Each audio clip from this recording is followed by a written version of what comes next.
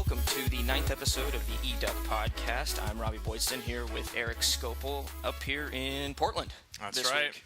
How you doing, Erik? Doing good. Good. Doing really good. Yeah. Not sick anymore. How's your weekend? Must be improving then. Yeah. That's good. Absolutely. What has it been that kind of nagging thing? It's over been the last it's couple of weeks? legitimately been nagging. Well, not as bad last week, but it's legitimately been nagging for the last month. Yeah. Well, But we're good now. Getting over the hump right the right time. Summer's here. That's right. The rain helps. Yeah. Well, yeah, exactly. And up here, it's got plenty of rain. We haven't had consecutive sunny days up here in I feel like weeks. Might be exaggerating. That's your loss. Yeah. Well, it's always like that through. I always say through my birthday, it's good. Now we're through that. Now we can go forward into the nice weather, which is going to be perfect because the opening is coming up next weekend, which is decent. That's going to be nice. That was a pretty good transition. I kind of just went through that on the fly, but thank you. Yeah. So props for that. We are now 9 episodes in, and now we are officially into summer. There's still a little bit of track going on, but for the most part, now we're kind of looking forward to countdown. Again, we kind of talked about this last week. It's football season is now about 2 months out. Well, but we're done with the spring sports. Yeah, they're over. So now at we this get to point, look forward. now we're looking forward to fall sports, and obviously, for Oregon supporters, that's predominantly football. Yeah, and recruiting, and there's been actually there's plenty of good recruiting news this week. There wasn't a overhaul there wasn't a ton of stuff, but a lot of good stuff. Overhaul of what came in. Does overhaul work? Okay, I think so. So we're gonna delve into that. We will get into that, but do you want to start with the opening? Just kind of breaking down the schedule for that for those listening if they are not aware of what the opening is or how that operates? Yeah, so the opening is pretty much cream of the crop when it comes to football camps here for high school recruits. You get the top 150. I think actually it's about 160 for the team aspect. Yeah, they made some weird exceptions to that. I thought it was 152, and then I looked at it and I counted more. It's like 162 athletes now, and maybe more if they need to balance out the teams. But they might bring bring me in there. Well, there you go. Well, you could. Yeah, you might be the secret invite. You're the last secret invite. Got a pretty strong arm. Yeah, you do. You could be you could take one of those last Elite 11 spots. 11 spots goes to Erik Skopel. Yeah. Of the eDuck podcast. You can take on Morgan Mahalik and battle out. See, do you still have any athletic college eligibility left? I didn't use any in college. So you're good to go. Besides intramural, so I'm pretty sure I got all 4 years. Let's find you a spot in that grad school and get you a jersey. That's right. I just got to find the proper grad school to get proper eligibility. This is actually very exciting. Yeah, this really is. It's going to be a little bit more, I think, a little bit more competitive than the Oregon NFTC that we saw a couple weeks ago. And it's going to be held down there at the Nike campus. So already when you're at the Nike campus in Beaverton, it's kind of already got that big feel, and especially to these kids coming in because all these kids are going to see a lot of stuff that they're not used to seeing in terms of just they're going to get kind of a firsthand taste of what what happens when you get to college. You start playing for elite level programs, the kind of stuff you're able to see. The Nike campus is it's better than any other campus. Kind of like Disneyland for a sports. It really is. Sports fan in a way. It kind of puts to shame just campuses. Yeah. I'm not even going to say academic campuses, but just campuses in general. I'm sure if I went to school, if Oregon actually had a satellite campus on the Nike campus, I would have done everything I could to go there. Yeah. They legitimately should look into doing that because that would enrollment would boom. There's no doubt. Oh, yeah. I completely agree with you. So that'll be fun. It will. I'm actually curious to see if we are going to be allowed to eat in the cafeteria.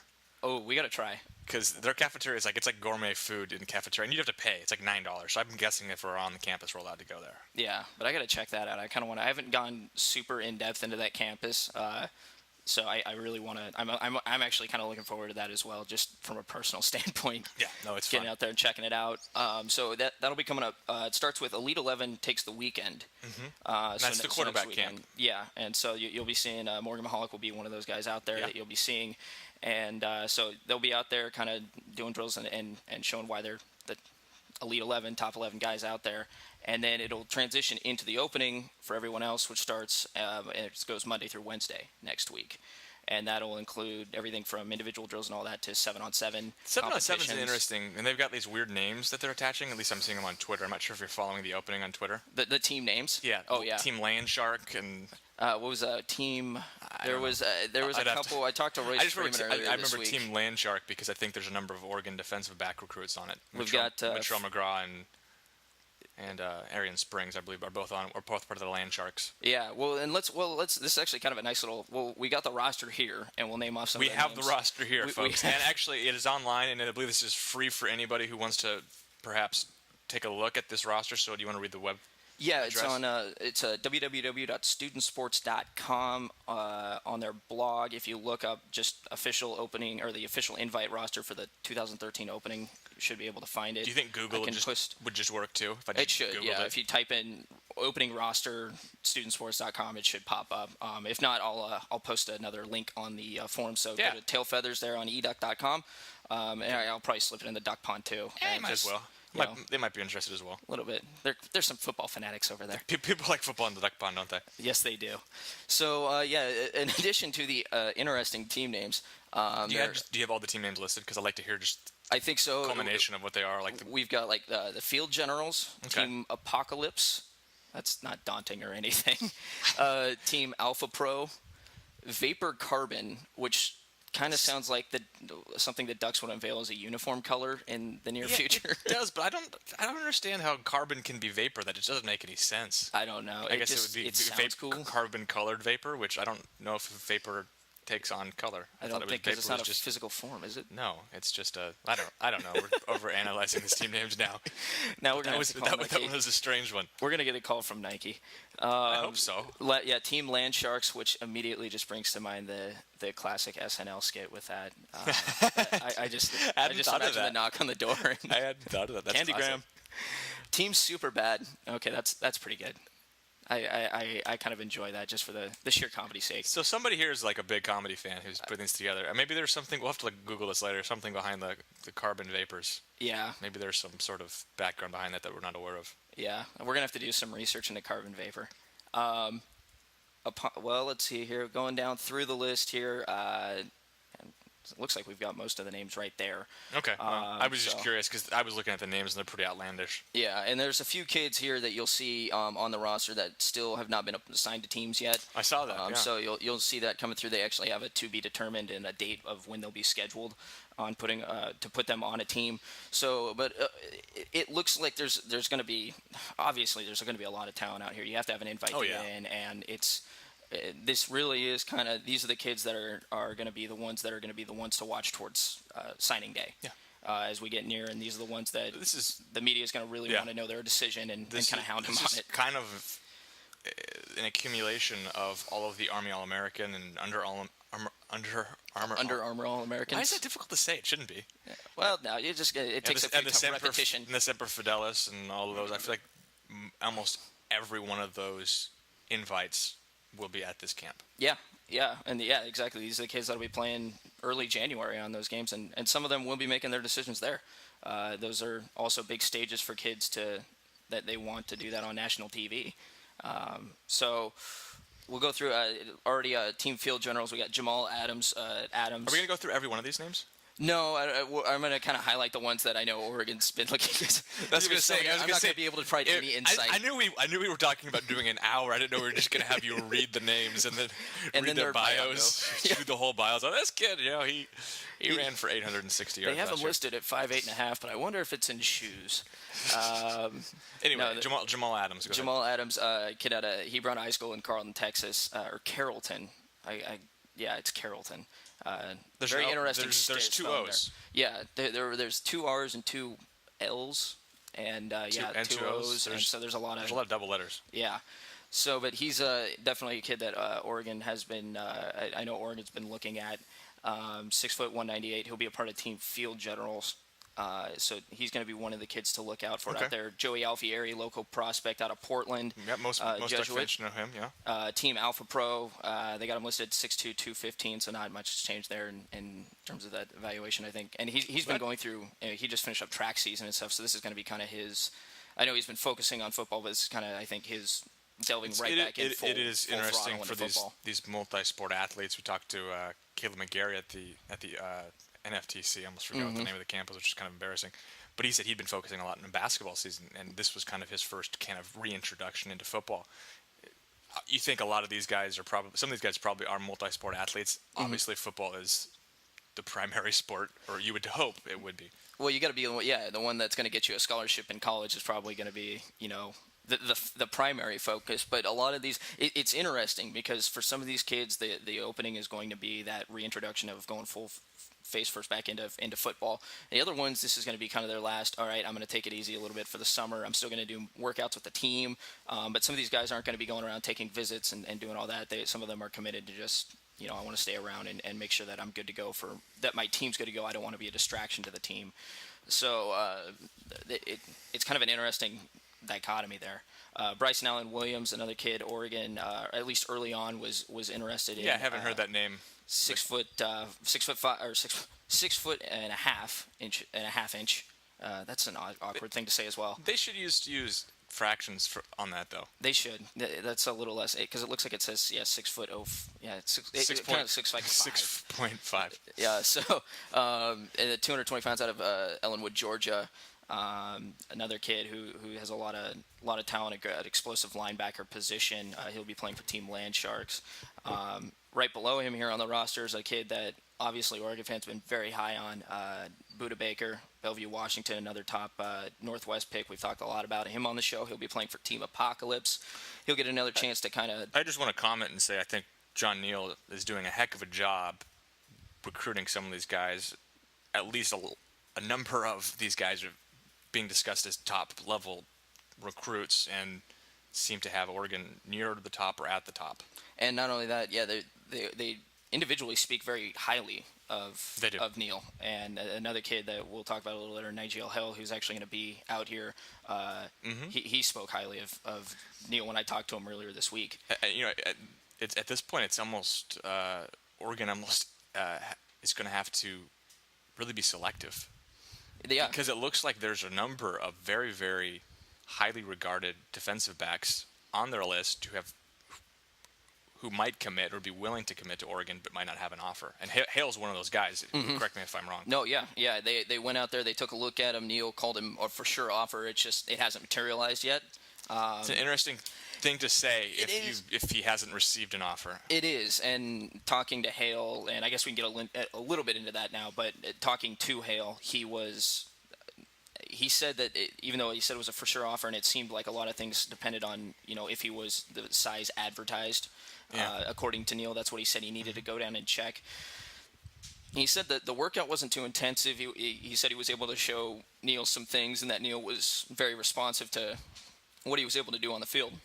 Liked how he ran, liked his skill set, and it didn't seem like there were any problems, but the offer's not there. So he's kind of not so much throwing Oregon on the back burner, but there's other schools that are kind of pushing He's kind harder. of in a waiting pattern with Oregon at a little this point. bit. I mean, it sounds like he's probably not going to make a decision unless there's a definitive word regarding Oregon's interest. Right. Is that? I mean, that's the way to No, that's the way that. it's going. Yeah, right now it sounds like only Cal and Arizona are going to be two of those officials that he's going to take. Okay. But he wants to take all. He said, even if I've verbally committed, I'm going to take all 5 because I want to make sure I'm making the right decision.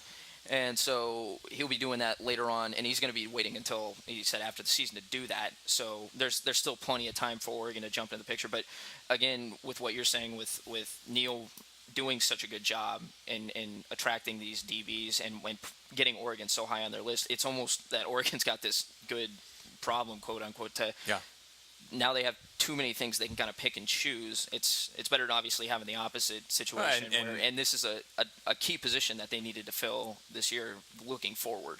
Absolutely. So a kid I wanted to bring up that I talked about, I don't know if we've talked about him on the podcast per se, but I did interview him a couple of months ago, Eric Brown. Hey, he spells his name like mine. I like that. Yeah, exactly, with the K. I like the way you do it because it's easy to remember how to spell your name because it's different the other way. It's different than just... Well, it's actually Norwegian, so I'm not sure. I think Eric might have some Norwegian, maybe Swedish. He could be. We could ask him when we see him out there. Is that our lead-off question? Yeah, exactly. That's how you break the ice. Tell me about your Swedish roots, Eric. But he's out of Fontana, California. The only reason I bring him up, he has a connection to Oregon. He's related to Devin Blackman, departed wide receiver Devin Blackman. Interesting. And he's definitely high on Oregon when I talked to him, but Oregon wasn't. It speaks a little bit to, I guess, the perception of Oregon that somebody who's tied with somebody who obviously did not have very successful. I'm not sure exactly how you want to term it, but obviously someone like Blackman, who the expectations were extremely high. I think ESPN even had him rated above DeAnthony Thomas when they were incoming freshmen. But to have somebody who didn't pan out, has left the school, is now looking at maybe transferring to another Pac-12 school, to have someone related to him who's obviously had the opportunity to discuss things, kind of speaks a little bit maybe towards what the program, how the program represents itself, I guess. It could, and the thing I found interesting when I talked to him, and racking my brain a little bit here, he said that he's talked to Devin about Oregon, and sure, yeah. Devin said nothing but great things about the program. He said he's never at one point badmouthed the way anything went down with Oregon or put Oregon in a negative speaks to his light. character as well. Exactly. So, I mean, that's got to be good for Duck fans who might have been, not too happy, especially given the rumors that with the UW rumors that were floating around there for a little bit. That's why I said another Pac-12 school. I didn't want to bring up that nasty purple team to the north. Yeah, but I think that just hearing that and knowing what had gone down immediately after Matt probably left a little bit of a sour taste in some fans' mouths. You'd imagine, yeah. It's got to be nice to hear that he's not trashing the school. And he's speaking highly. He's not Johnny DeRocher, where he's going to watch and he's going to burn all of the jerseys and stuff. And exactly. Leave in a burn all the bridges down. Literally burning bridges. Exactly.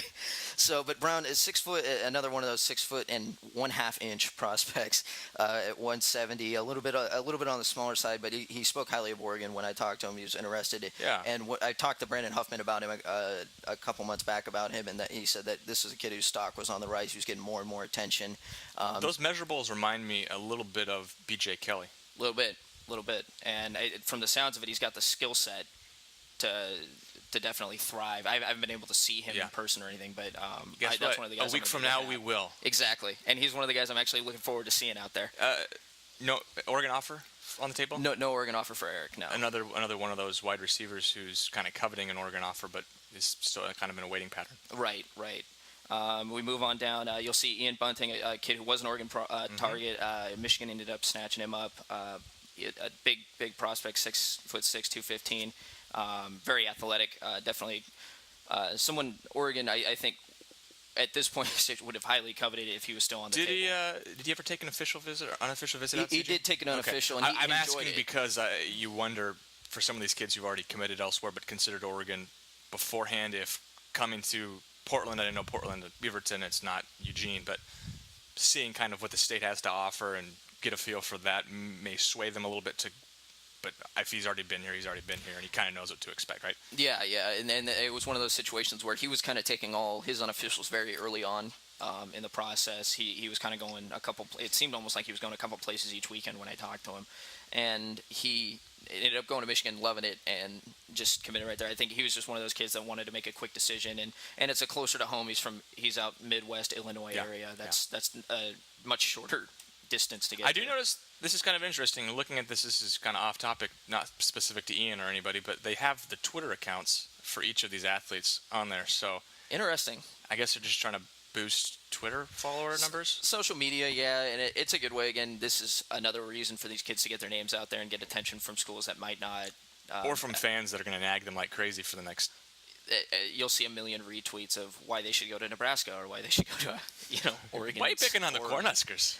No, I'm using as a general example. Yeah, no. Okay. I always laugh whenever I see those the 10 or so, and I get it, if you're a college football fan, but I always laugh when I go across a athlete's timeline and then it'll be like 10 retweets of someone when they know they're on a visit saying, come to Ohio State, come to Michigan, when I was making my decision, I was really influenced by random people who are like 10 years older than me that have never actually personally met me. That was really a big influence for me, so I could...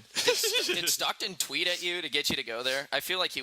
John Stockton? He would have been like the sealer, he would have been like the big gun they brought out for that. Get Scopel in here. Get Scopel in here, let's bring out Stockton. Now, that didn't happen. Actually, Blake Stepp would have been another... there you He's go. a Eugene guy. What about Dickow? Him being a Northwest boy, that would have been a nice shout out. I would have appreciated that, but I didn't get it. But obviously, they had enough to attract me there without such interactions. Maybe you should have held out a little longer. I don't think that would have done anything. DJ Calhoun, a kid who Oregon has not offered, but I bring him up. Very talented linebacker out of El Cerrito, California. Definitely. California kid. Okay. This is an area that Oregon would. Obviously, I think he's on Oregon's radar. I just don't think they've done much in that. With him, he might. Again, I haven't spoken to him. I don't want to drum up speculation, but definitely a talented kid out of line- California that could come into the linebacker's picture kind of later.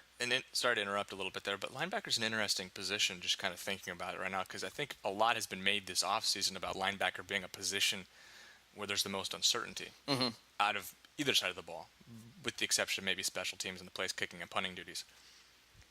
It's interesting just them looking at it, and it seems like they've been somewhat reluctant to make very many offers. Am I correct in that? A little bit, and they've made some interesting offers. There's some out in the Midwest, and we'll actually bring up Jimmy Swain later on. Yeah, and he's one of those kids that out in Missouri that Pelham likes, and even he said, I didn't know Oregon recruited out here. So it's one of those things where I think they're a little bit more selective. I think Pelham's a little bit more selective in what he sees and kind of those. He's probably one of those guys who really looks at not only just your skill set, but those intangibles, those instincts at that position. Because that is, you're an anchor on that field, and you look at guys in the past, even just recent seasons. You got your Kiko Alonso's, Bo Lacombo's grown very much as a linebacker in the last couple of years. Alonso grew out of the trouble he was through and became, obviously he's in the NFL now. Those are guys that matured a lot in that position, and I think that speaks a lot to Pelham as a coach as well. And his evaluations. Yeah. We'll keep going through. Calhoun will be part. I should mention the team names here. Ian Bunting, part of Vapor Carbon. Team Vapor Carbon. I don't think you have to remember the team names. The Team Apocalypse for DJ Calhoun. I guess mention for the overall ridiculousness of these team names. I don't know someone's like literally full time to just like at these camps coming up with the team names. There's like one guy who's like he's like the team name guy. Well, it's kind of like Nike team name guy. How Casey Martin, like he's our uniform guy. So Nike's got to have a team name marketing guy. Maybe it's Casey. It could be. Hey, we gotta track him down and ask him. Maybe get him on the show. We could. That'd be cool. Jamar Drake Cobb, another kid Oregon has looked at, linebacker out of Salesian, I believe is how you say that, because I don't think it's Salesian. But 6 foot 220. Hasn't heard a ton from Oregon as of late. Talked to his family a little bit earlier this week. Sounds like of all schools, Oklahoma's actually pushing very hard for him, according to his dad. Oklahoma's had a fair amount of success in the LA area the past couple of years. You think about a number of guys that they've been able to pull, and oftentimes kind of before anybody else gets on them, it's just kind of strange. I've had a number of, I can't think of any off the top of my head, but and those are schools that seem to want to. They get those commits early. They have a heck of a job selling. I was looking at some of those commit lists today, and there's schools. You're looking at schools that are nearing 20 verbal commits now, and it's still pretty early on. And people are pretty jazzed that Oregon's up to 6 right now. Yeah, exactly. This is kind of like a productive little off season right now. Oregon's actually making quite a good pace here compared to where they've been in past years. Correct, and it's funny though because Oregon does a lot more with lower numbers. At least they've been able to show here in the past. A kid from back east, a kid who early on was brought up, Kane Dobb, linebacker. This guy's I bring him up because he's just a physical. Watch his tape. He's aggressive and he just looks like a physical kind of freak of nature. When he hits, he blows people up. 6 foot 3.5, 238, part of Team Vapor Carbon out of Jacksonville, Florida. Goes to Sandalwood High School. Had 74 tackles, 7 sacks, 5 forced fumbles last year as a junior, and Scout has him as their number 1 overall middle linebacker.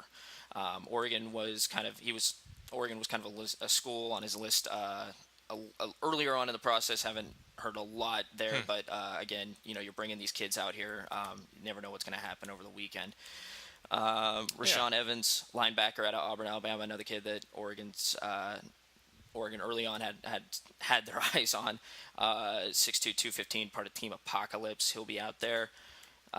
Just a ton of names as you run through here. Royce Freeman, who was at Oregon, we'll talk about that. He was at Oregon this past week. Imperial, California running back. Spoke very very highly of Oregon and his time out here. Had 34 total touchdowns last year as a junior. And it's over like 3 a game. Yeah, and 2,400 near 2,500 yards rushing. So not too bad.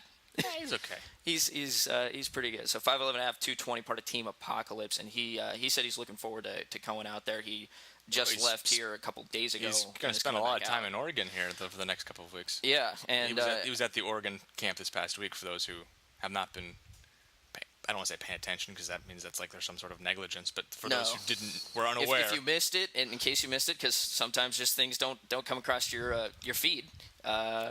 He's been out, so he's been out here, and he'll be back out here. And if, from the sounds of it, if Oregon keeps pursuing the way they're pursuing, he might be out here even longer. I see what you did right there. And then Nigel Hale, who we brought up earlier, Bellflower, California, St. John Bosco, 5'11", 175, a kid whose stock is rising a bit here as a DB. Cal and Arizona seem to be the two schools that are pushing very hard for him, but again, he plans on taking all 5 officials, and he's going to take his time with this process. So look for him on Team Vapor Carbon. Yeah, that's so much Another fun to say. member of the Vapor Carbon team, huh? Yep.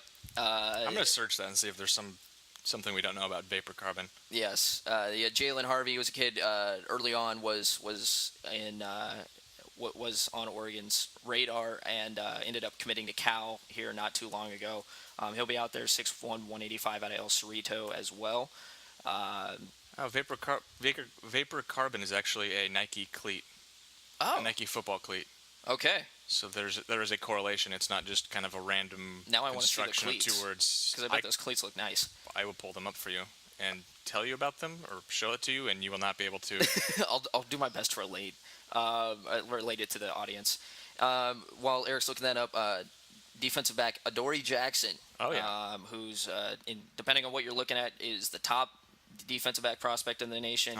Is pretty much top 5 in any of the depending on whatever site or whatever list you follow.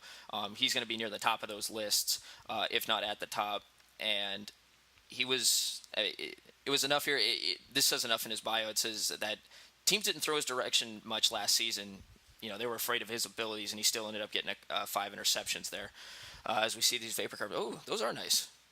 Vapor Carbons here, very well. They weave the team logo into the side of the shoe where the Nike logo would be. The Nike logo is moved to the front and kind of follows the curvature of your shoe or of your foot. This is a lot of.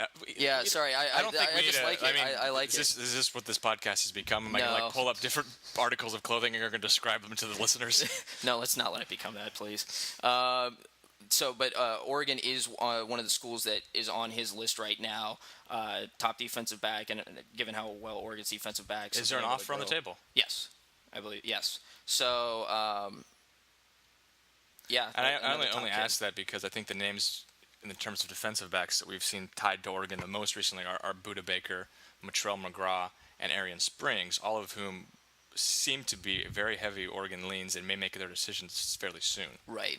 And the you wonder if there's going to be a spot for someone like him regardless. It sounds like there's going to be an extra spot for, if depending on how things shake down in talking to McGraw, the way they showed him how they were breaking down their board, it looked like possibly 4 to 5 DBs but then they've year. already taken 1.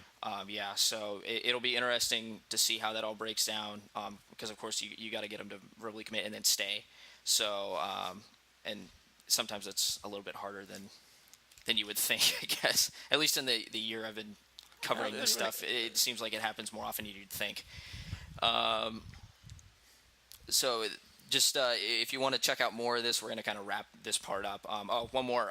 Obviously, Morgan Mahalik will be out there, so go check him out. He still has not been named to a team yet. We'll keep that updated. Does it say? I'm assuming the evaluation period will happen during the Elite 11 camp, which is what it looks like based upon the date for assignment there. Right. And so, yeah, they'll assign him to something there. And then Jonathan Lockett, who has said he will be coming out to check out Oregon, another top defensive back prospect. This one out of Mater Dei High School out in Santa Ana, California. Obviously, big name high school down there. Yep. And just 42 tackles, 7 interceptions, has 7 touchdowns offensively. He's a dual threat player, but projects to be a top DB at the next level. I feel like every name you brought up has been a defensive back, or every other name's been a defensive back. There's a lot of talented defensive backs coming through here this year. A lot of them are West Coast guys, which I think says a lot about this class, and it'll be really interesting to see how those guys kind of disperse and then watching those guys going forward. Yeah, and the nice thing is that with it being in California, that's definitely an advantage to Oregon and their location and already having establishing pipelines there. And good relationships. But it is interesting that those three I mentioned a second ago, Baker, McGraw, and Springs, none of them are California natives. No, but they're still. But you look at the West Coast again, Baker being a top DB out on the West Coast. The top defensive back, pretty much, right? Well, And Jackson. Jackson. So, and then Springs obviously bringing out the talent out in Texas, which obviously there's no shortage of talent out there, as we Sure isn't. we've discussed. Also, if you're looking forward to, I know a lot of people on eDuck are excited about this kid, Joe Mixon, from Oakley, California, Freedom High School. Just received an offer. Did The finally long-awaited offer. So he is scheduled to be out there, part of Team Apocalypse. So if you're out around the Beaverton area, check it out. Okay, yeah, So full roster is available online. Robby will post a link alongside this podcast, perhaps. We shall, yeah. He will. I will. Okay. I don't know why I used we. So this week, so last week, Eric's kind of surprised me a little bit with the, we did a fun little thing with the NCAA 14 rankings, kind of breaking down players and rosters and odds. And so this week, though not as extensive, I thought after reading on the ESPN Pac-12 blog, seeing the future power rankings for the Pac-12. So is Ted Miller coming up with this? Actually, this is Kevin Gemmell. Okay. Still interesting article to He dissect. does great work. I was just curious. Ted's a fan favorite of mine, so. Oh, yeah. A good guy in person, too. Yeah. Yeah, very good guy. So I kind of got this up to kind of surprise Eric a little bit here.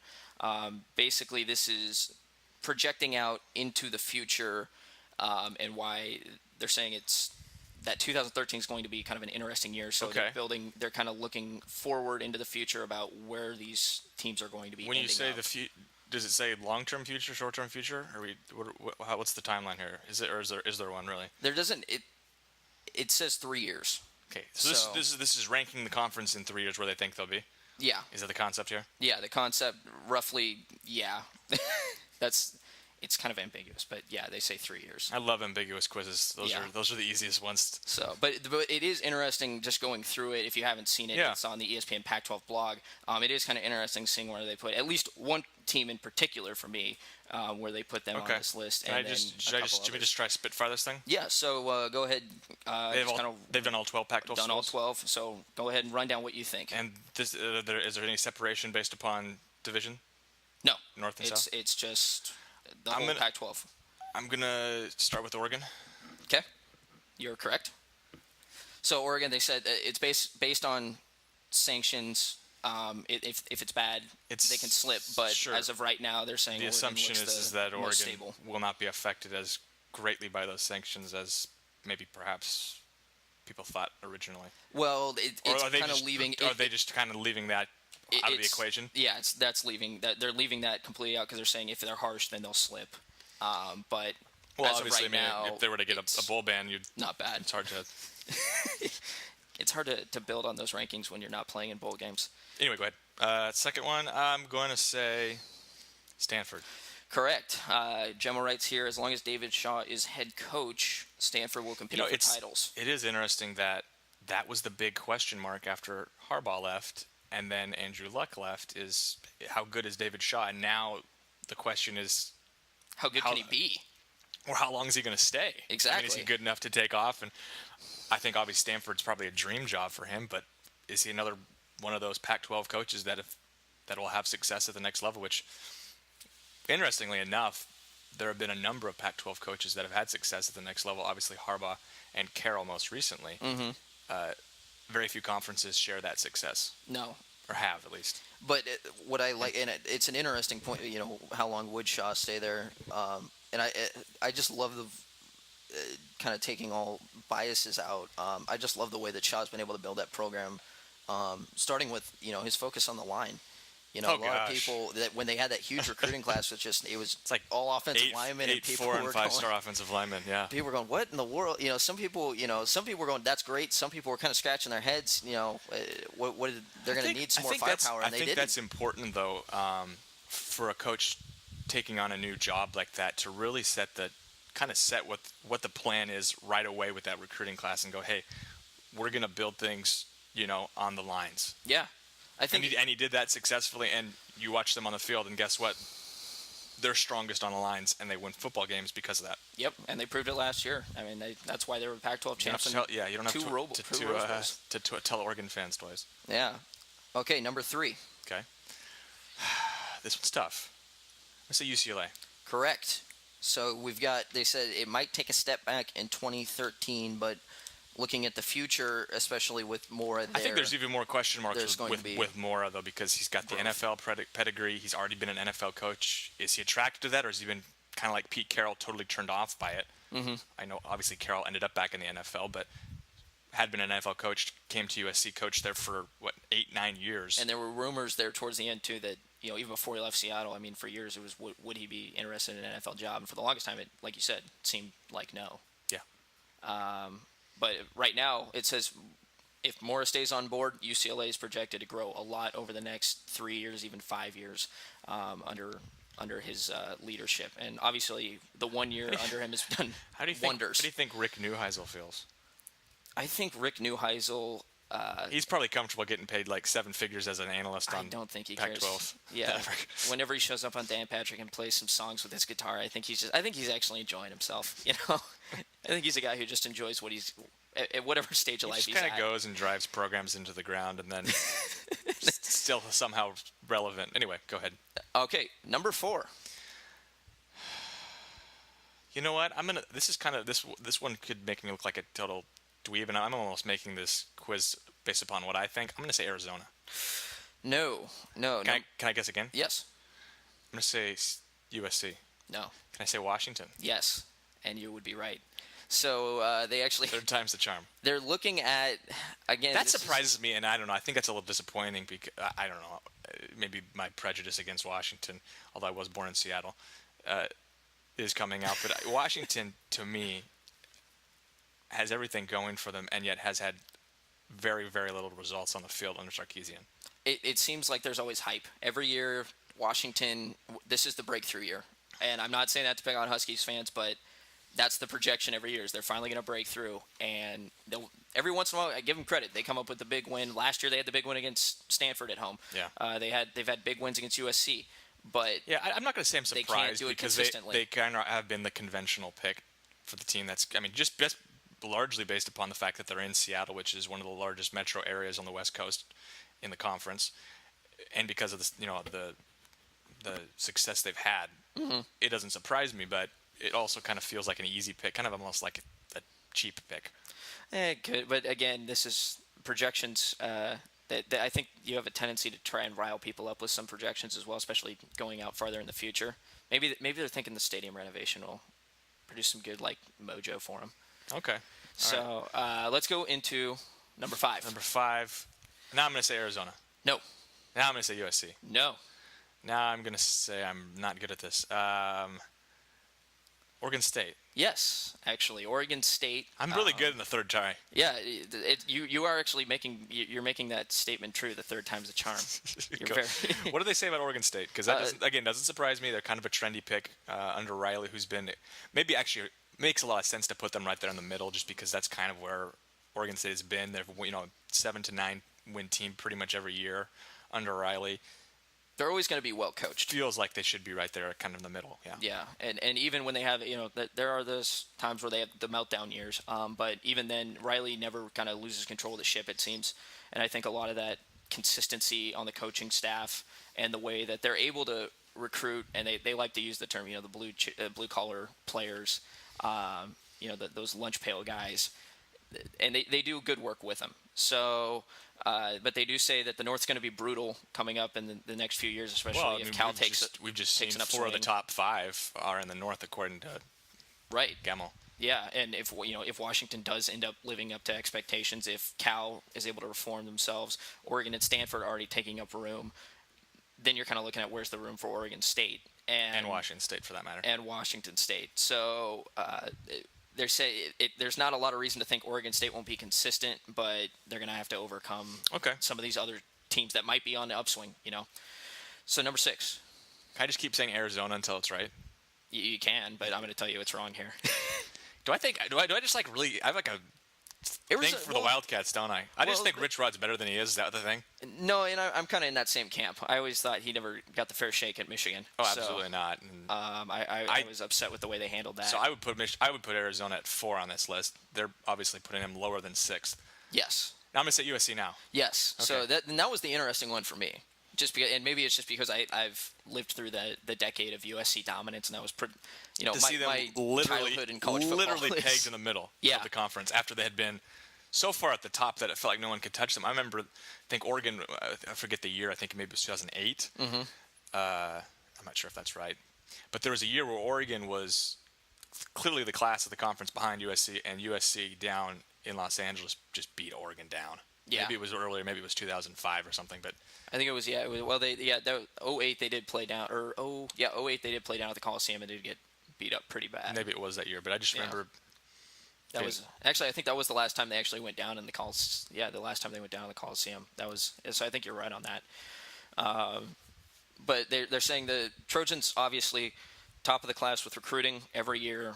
The name, the weather, the location, everything is just attractive to all these high school kids. But they haven't been able to do a ton with it outside of the a couple of years ago. They've been inconsistent. While Barkley was a good, he was kind of the face of that whole entire program. They were inconsistent for the most part while he was there. And Kiffin really hasn't shown a lot of consistency. And not only that, having lost complete control of the program, it sounds like at the end of the season last year, he has some work to do to kind of, it's almost like they kind of need to switch coaches bring Mora into USC to kind of tighten up the ship. You think they'd be okay with that with a coaching flip? Yeah. Well, if they're trying to do it in the NBA, I saw it with Carl and Hollins, and then they're talking about Rivers, and Yeah. So maybe they could start something in college football like that. Okay, number 7, are we? 7. Arizona. No. Guys, Arizona. Okay. Close. Arizona State. Yes. When you said close, it made it obvious. Because I knew it wasn't going to be Washington State. They said by 2016, the Sun Devils could be at the top of the list. Wow. So obviously projecting that they're going to be on the upswing. A lot of respect there for Todd Graham. That's what they say. Yeah, they think that Graham's the right guy, but they need to kind of get that 10-win season, that breakout year before they get more of a higher up on the list. I've always thought Arizona State was kind of a sleeping giant just because of how attractive it is to live in that part of the country, and it's a good school to go. And they've got to. Yeah. I didn't mean to pause there, but it's a good school to go to. I didn't want to trip on my words. I didn't want to interrupt you there. But no, and I just think there's tremendous potential there, and if Graham's the right guy, they've had inconsistent success at the best. Mm-hmm. But they've had those years. Sure. 07 being a prime example when them and Oregon went at it practically at that time. I think they were 2-3 at that point. Yeah, what people thought was going to be kind of a Pac-12 title game. Obviously, things shook down a lot differently due to injuries. But yeah, both teams, yeah.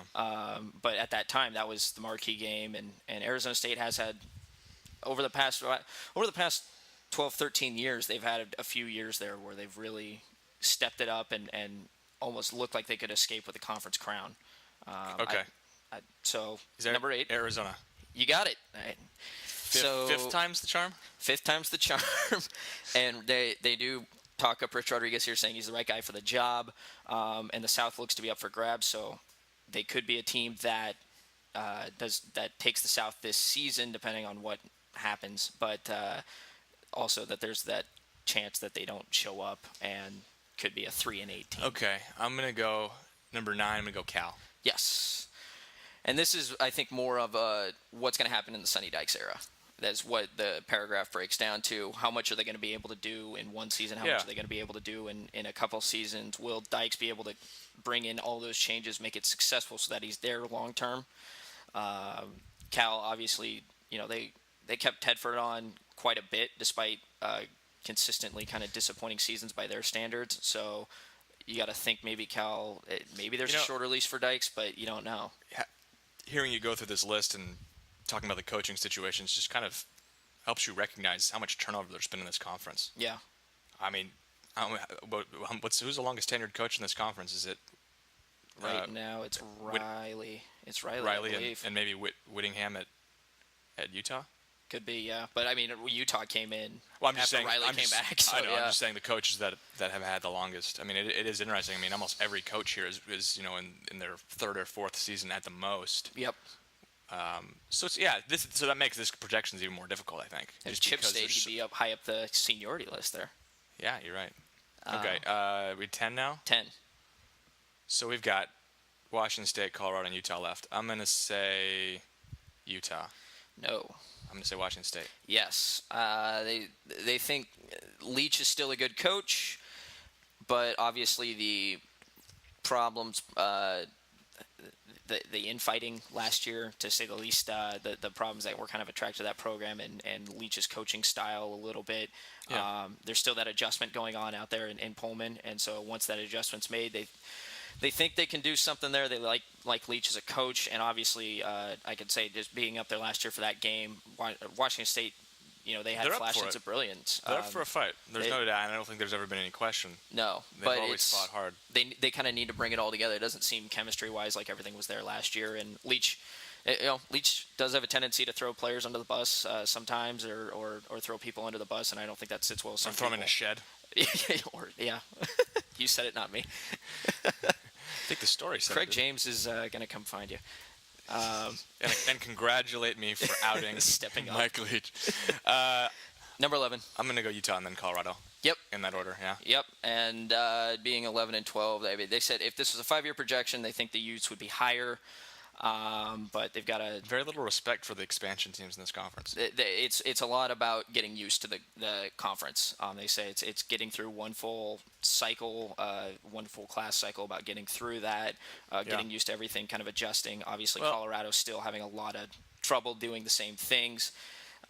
So that's why they're kind of at the bottom of these projections. The thing right now. that's interesting with Utah is I think they had the nation's longest winning streak when they entered the conference. And the year before. Or about the year, I think it was the year before. But when they entered the conference, I think they had the nation's longest winning streak. If I might be incorrect in that, but they had pretty. They had put been together very some, very successful. Yeah, Maybe it's home win streak. I don't remember the. Could be. But they'd been very successful, and then to kind of see them, and I think a lot of people were wondering how they would respond. I think so far they have not met expectations. No, they haven't, and neither has Colorado either. But just seeing, where Utah what's the was at. expectation been for Colorado? I mean, if it was to lose every game, they've pretty much met those, right? Yeah, but it seems like they had more success against. They still were able to eke out a couple of wins. I remember even only a few years ago they knocked off Oklahoma at home. That's right. And Utah's even had 4 or 5 years ago. Utah was knocking off Alabama in the Sugar Bowl. I think they're going through program changes and they're going through adjustments, getting used to the conference and new opponents and those styles of play. Obviously, Colorado came from a conference that is known for air raid and throwing the ball deep and kind of, there wasn't a lot of these spread options. Mm-hmm. And Utah probably a little bit more used to varieties of offense, but probably wasn't playing the same caliber. I don't want to knock them Mountain West. I don't think there's any question they weren't playing the same caliber. But there were talented teams, but not anything as consistent as what you would see in a Pac-12 or a major Big 6 12 conference or something like that. So, and that is, I don't think people pay attention. I think just throwing a team in there and just saying, that they should be doing better. You got to get used to that, and there is that adjustment period. So you want to delve into a little recruiting here before we wrap this up? Can I just first say Oregon basketball recruiting? Oh, let's do that. Yeah. Oregon picked up a commitment from Richard Amardi. Mm-hmm. And I think it's Amardi. I'm using my French education there I believe it's Tuesday, which is Mardi. Lundi, Mardi, Mercredi. Yes. Yeah, there you go. To say I think it's Amardi. I think that's how you pronounce it. I've been wrong many times in the past. Well, there's a reason why you're announcing that name, because I can't. I proved that before the show. So, 6'9", similar to a couple of players Oregon has picked up in the past couple of years, in that he has 1 year of eligibility and will be able to play immediately. Obviously, Arsalan Kazemi, Mike Moser this year, Olu Ashalu, J.R. Strobridge. It just seems like this is kind of becoming, and we've talked about this on the show before, but again, kind of. We're Oppo, Kentucky now. They are. Oregon is kind of Not we. Dang it. They. Yeah, careful. I got to stop doing Oregon that. is the Oppo Kentucky. Is that the term? Yeah, well, because you're getting them on the tail end for the 1 year instead of just bringing them in for the freshmen and we don't jump. have to go into a huge thing with this, but I actually think for what Altman's trying to do, and maybe the whole situation with Jabari Brown, where they bring in a guy who maybe wasn't mature enough mentally, who might have been a 1 or 2 year guy, may still be at Missouri.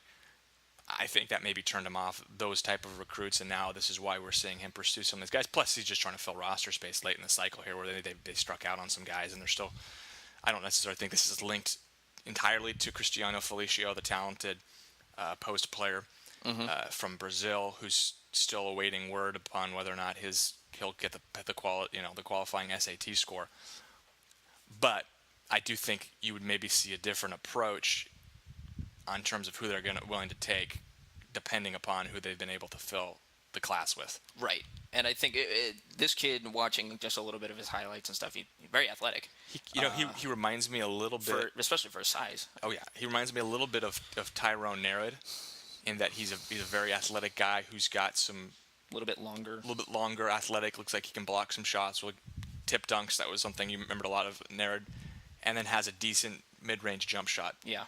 And those are things that, that's kind of the book on Mike Moser, too. So maybe you're seeing a guy with, again, similar skills to him, although he might be a little bit more athletic in terms of the vertical aspect of that than Moser, just having watched the 4 or 5 minute YouTube clip, which, by the way, we will, I don't know, will we also link that? We're also going to link that. What the hell? We're information hounds out here, man. So if you haven't watched it, get a chance to watch him. Newest addition to the Oregon basketball team, Richard Amardi. They still have one scholarship available that is likely to be delegated to Felicio if he's able to become eligible. If not, I think you'll see them kind of shelf that for the future unless another situation comes up kind of like this. Now, I'm interested kind of in your opinion on this, and just seeing a guy like Moser come in now, and now Amardi coming in, and their style of play, and like you said, that they can get inside, like you said, tip dunks and offensive rebounds, and they can get inside, they have that, but they also have the ability to kind of step back, they have the jump shot ability.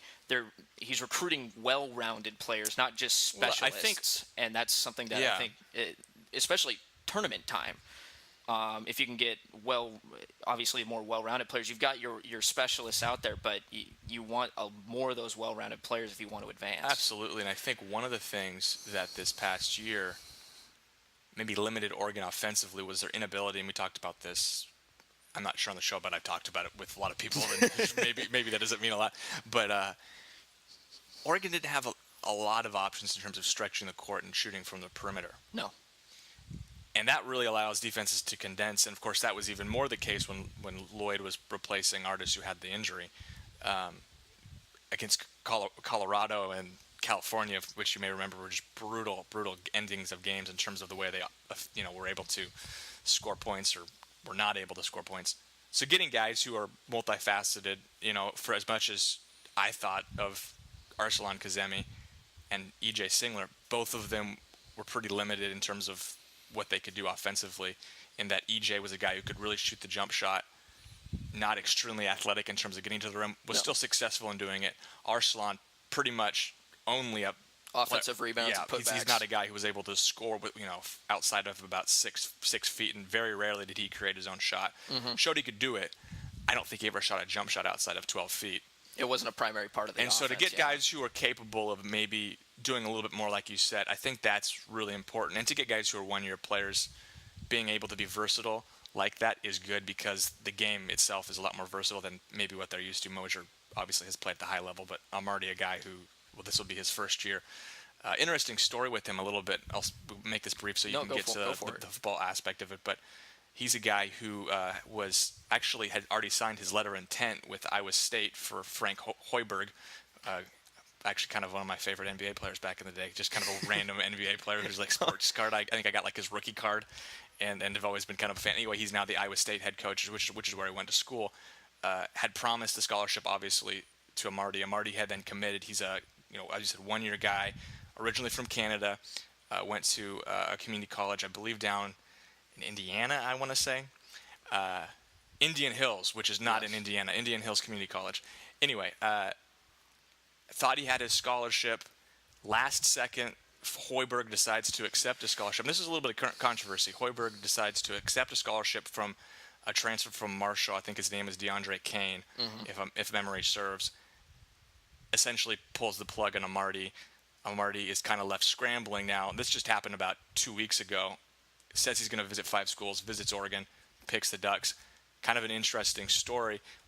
We'll be curious to see if he plays a little bit of a chip on his shoulder, perhaps. Now, if somehow they end up playing Iowa State, that would be a very interesting storyline. Both teams look to be NCAA tournament or at least postseason teams. There's a possibility of it happening, but I think it's kind of an interesting story. I think you're right, and I don't know. Personally, that would motivate me. You know, if you're the especially if you only have one guy, if you're only got 1 year. Yeah, and that puts a serious, especially if you're trying to get to that next level still, and you know that puts everything in serious jeopardy.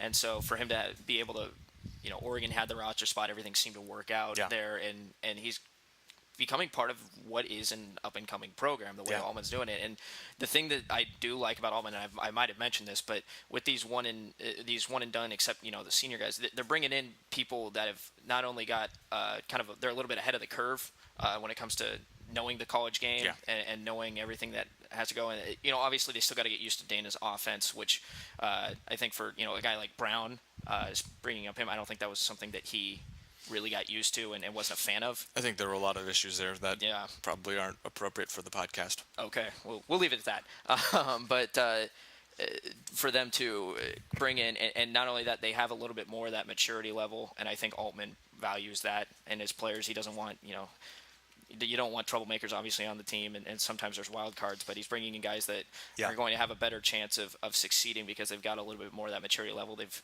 kind of seen and done things already, and obviously bring a different level of experience to the basketball team. Did I get the name right? Was that DeAndre Kane? Doesn't have it here on this story here. Okay. I thought I was just going off of what you were saying there. I think it's right. Yeah. I know he was from Marshall. Book it. Yeah. So let's dive into recruiting real quick, football recruiting, because that never stops. And got to talk a little bit talk to Royce Freeman. We talked to him. We talked about him earlier. He's going to be at the opening. And was really, I think, kind of the big standout at the Oregon team camp. Yeah, and he loved it from the sounds of it. Getting to talk to him, I talked to him Wednesday about what he was doing out there, and he was with his teammate Chris Carter, who Oregon was also. He said Oregon's also looking at. He's a quarterback, kind of a quarterback defensive back, another prospect. Interested, just something to throw out there. High school teammates. Yeah, high school teammate there at Imperial, and Freeman obviously one of there's kind of.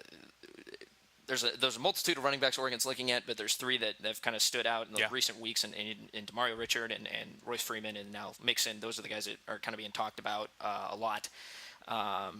In terms, especially out here, since they're West Coast kids, they're a little bit easier to follow, a little bit easier to get information on, and so Freeman now kind of taking his turn to come out, talk about Oregon. When I last talked to him, he said he was one of those guys that he could carry the load. He said he had no problem doing it. He's physically built to do so. He is. He is a big back at 220. Yeah. Very big. And you got to imagine maybe a few more times, but it sounds like he's already kind of set it at a size that you would like a running back like him. Yeah, and of course you always already having the praise has been that he's not a guy who has to reconstruct the weight. You know, sometimes you're concerned about, does he have the right 220, 230 pounds? It sounds like he's just a physically imposing 18-year-old, which goes a lot to being a physically imposing 22-year-old. Exactly, and that'll be fun to see him up close. I know, just seeing a lot of those kids up close at the NFTC. A guy we talked about, AJ Hodgkins, who's very very big guy, very built guy. I'm interested to see some of these running backs, especially after talking with guys like Greg or Brandon, will say something about their size and just like, I can't believe they're this big, and being able to move the way they do. So Freeman comes out. He says he's still hearing from Florida, UCLA, Washington, but he's really liking the vibe he's getting from Oregon. Jim Fisher, I should say, the recruiting coordinator, showed him around, showed him the facilities. Freeman said there's not going to be anything that's going to compare to what you're going to see at Oregon over the next few years. Obviously, that's pretty high praise. This kid's going to be highly coveted, and especially if you're getting, Washington, obviously, they have good facilities. Florida up there as well. So he's also been developing his relationship with running backs coach Gary Campbell, That's always important. and that really is, and you can tell with guys, it's really standing out this year. You hear guys like McGarry's brought up Greatwood, the bond he's been able to bring with him. A lot of the DBs, we already talked about it with Coach Neal. Campbell's another one of those guys, and if you've ever read anything about Gary Campbell, very nice guy, very family-oriented guy. There was the great ESPN feature on his relationship with his son, who was born with some sort of debilitating disease and is kind of bedridden, and how he and his wife have kind of devoted a large part of their life outside of football to that. Right. And just a class act, and to know that he's been able to still put in almost 30 years of service at Oregon, developing some of the best running backs, especially in recent years, some of the best running backs in the nation. I was going to say the best running backs Oregon's probably ever had under him. Yeah, I mean, of course, agree. 30 years of the program is how many every year history. So yeah, and so he's seen a lot and done a lot, and now he's kind of passing on. He's showing. Freeman said he was getting used to his coaching style, essentially.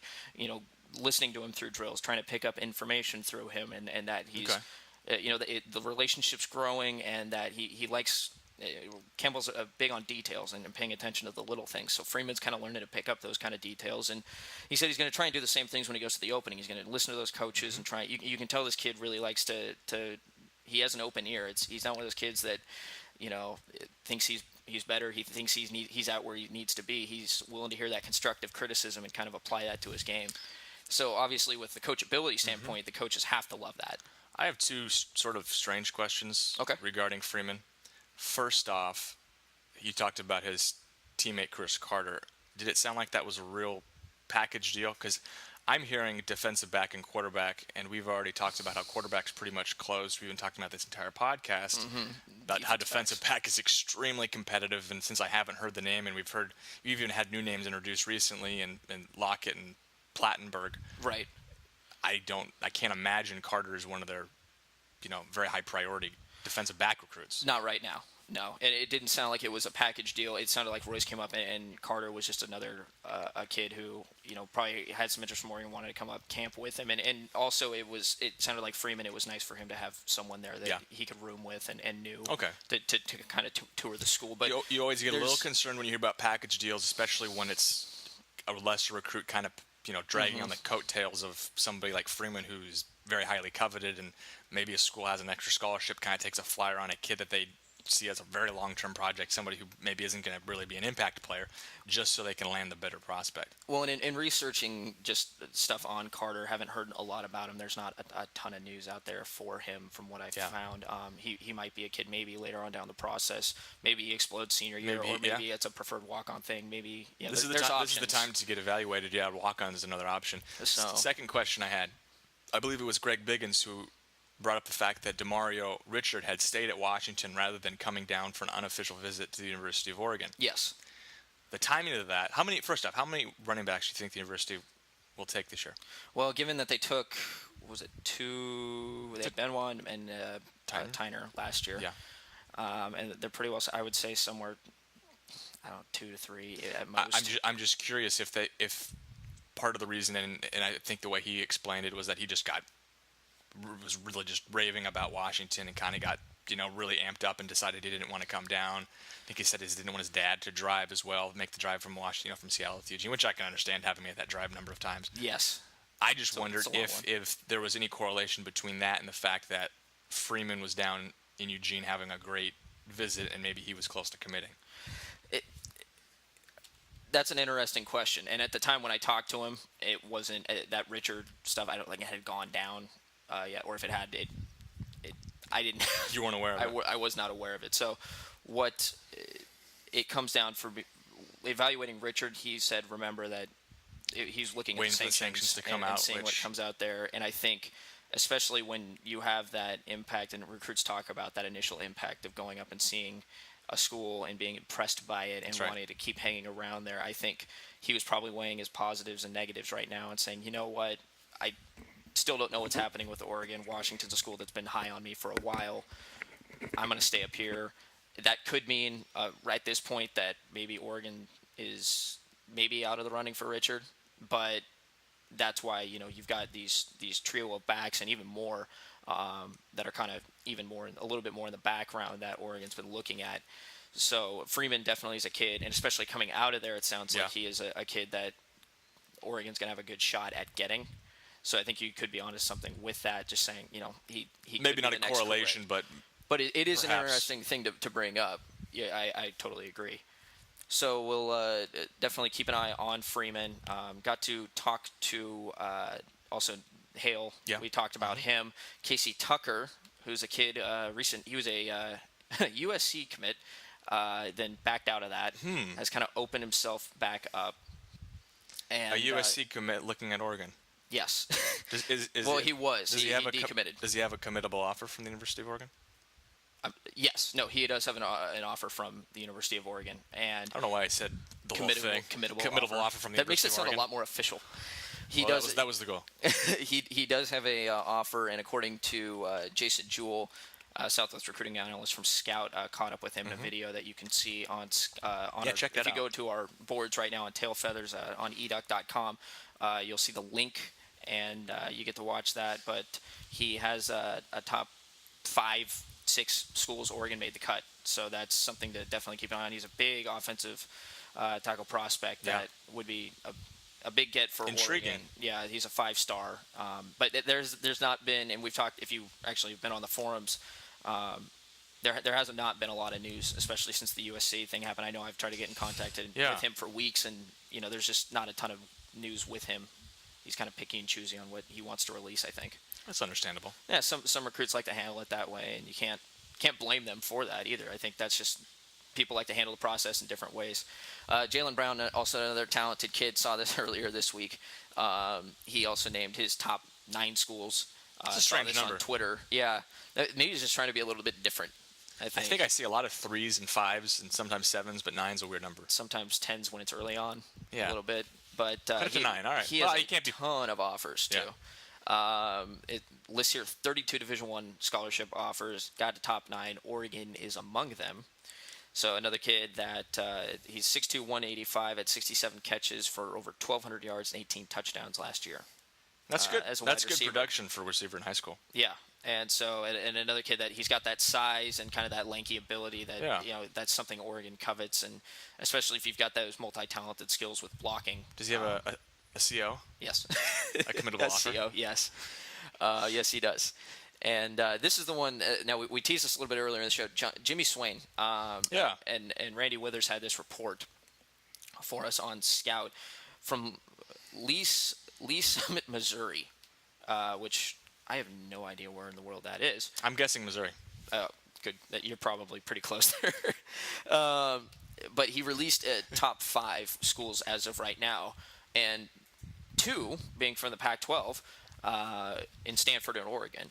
It says here in the article that getting an Oregon offer was an aspiration for him, and that he likes the close relationship Oregon has with Nike, obviously, and that he loves the fact that they're so high in the rankings. They're building a winning program. That's something he wants to go out and be a part of. And he also enjoys the fact that Oregon has a very successful sports marketing program. They do. So a lot of these kids, again, depending on the athlete you're talking to, a lot of these kids do want to focus on academics, and schools have to have a certain major for them to factor in because they're looking for that degree. So the fact that Oregon's kind of got the combo there. And again, this is another area that Oregon they're not known for going out there too far in the Midwest and doing that type of thing. But again, Pelham's seeing something in this kid that is an attractive thing for Oregon. Jarris Bird, last Missouri recruit Oregon's had. I think you know more about that than I would, actually. Okay. Yeah. I think. I might be wrong. Yeah. That might be a little bit too far in my database. I've been wrong at least once before. We're not all perfect, though. That's the thing. Wow. The goal is to be. I'm pretty close. But you're pretty close. So so that was kind of a wrap-up of the big recruiting news. And also, one more thing. Do not want to leave this out. Arian Springs, who we've had on the show. Absolutely. He has been on the show. You guaranteed it, and you followed through. I did. And so tried to get him on the show this week. Did not work out, but hopefully can get him we'll have a lot of people, I think. Next week. Be checking pretty regularly next week because Robby will be up for Elite 11. I'll be up for the the opening, and as will Robby, we think. We think. And so there's going to be a lot of content from that in terms of the targets that we mentioned earlier on in the show, and including more targets that were after L in the alphabet, because we went through pretty much everyone in the top 80 letters or so. Yeah, exactly. Yeah, there was a ton, and so with a ton of kids and a ton of top prospects and a lot of kids that Oregon's interested in, there should be plenty of content. We'll share some on the podcast, and then everything else will also be on eDuck. I'm just going to propose this. What if we, depending upon how things work out, we can also do a nightly podcast? We might be able to. I think that's something to consider. So we'll tease that and keep you updated. We'll tease it. We won't guarantee it. No. But it will be teased. No, and I think that depends more on my schedule. It does. Than stupid day job. Arian Springs. I want to get that right. Arian Springs. It's Arian, is it? I believe, yes. Okay. So he obviously a top cornerback out of Texas, listed as number 12 on Scout, 4-star out of Roosevelt High School in San Antonio, which I hear is a lovely area. Yeah. And was up at Oregon a lot last week for quite a bit of time. Yeah. And still trying to get kind of his words on it, but according to Marty Martindale on our eDuck forums, also known as M4 Ducks for those unaware, has it here? Rumor has it he's leaning towards Oregon, so he might have an announcement coming up soon. So that's a little bit of a tease. I think it says a lot with both the recruitment of Springs and Freeman, that not only were they up here this past week, but they're going to be coming back for the opening, and that they would schedule these visits pretty close. Such a way, yeah. And there has been a lot of buzz with Springs, big-time defensive back out of Texas, regarding his recruitment with Oregon. Yeah, and I think they've made such an impact thus far. And again, hats off to John Neal for the way he's handled this. That they're able to, when he initially got the offer, Oregon was already very high up there. Yeah. And so we know that Oregon has already made that impact down there. In terms of the impact on him, and now for him to come up, see it. From the sounds of it, everything went well, very well, in fact, and that he's going to be back up here for that. It very good chances. At least it's on the positive side for Oregon. There's not a lot of there's not a ton of uncertainty in terms of that. So there, again, another kid who could take up one of those coveted defensive back spots, and Oregon, that could be the position this year, and it's looking like that they're going to have a ton of talent. And to bring that in, we talked last year, you got Jawan Williams coming in, who's going to be back there. You've got the Robinson twins, Robinsons, perhaps. You got one playing a linebacker, but one probably as a DB. And then you've got Chris Cisse, who a lot of people were very high on. Towards the end of the recruiting season, and some saying he could be the sneaky, he could become the kind of diamond in that class that wasn't tighter. How about the diamond in the rough? I was see, and I was going to use that term, but then I felt like that was insinuating the rest of the class was a little bit underwhelming, but they weren't. So okay, insinuations. Okay, be aware of them. Anyway, but so that was kind of your week in recruiting, and next week will be another big week for recruiting. We'll have not only a ton of interviews, ton of content there. Definitely, I'll try and see if I can get some of those recruiting guys, Brandon and Greg, if they're out here to try and get them back on here, and we'll talk a little bit more about football, a little bit more about the ongoings with Oregon, and get some firsthand insight from these kids about where Oregon's at, and the other schools. It's always fascinating to hear about the other schools that are pursuing them, and kind of the company that Oregon's in now. It's not just Pac-12 schools; it's schools around the nation that they're competing for a lot of these top kids.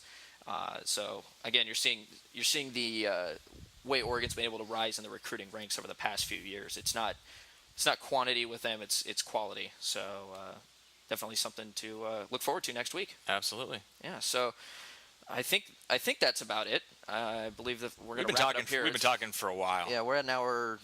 At least on my screen here, it says an hour 15. It'll be longer with everything else added, intros and stuff. So hope you guys enjoyed this week's edition of the eDuck podcast. We will be back next week from around here in Beaverton-ish, possibly more than one. I think we should give it a shot if your schedule works out. And just maybe focus on defensive backs one day and somebody else the next day and try to kind of throw a number of podcasts out there. Maybe make them a little bit shorter than usual. Maybe not a full hour, but worth a shot. Yeah, exactly. And probably we'll try and sneak an interview. If we're able to do it, we'll do our best to sneak an interview in every night, kind of give you a little bit of a taste of who these kids are, what they're doing, the impact. Yeah, an interviewer for, yeah. We're going to have 20 interviews next week. Possibly. Could be. So maybe we'll need an interviewer 6.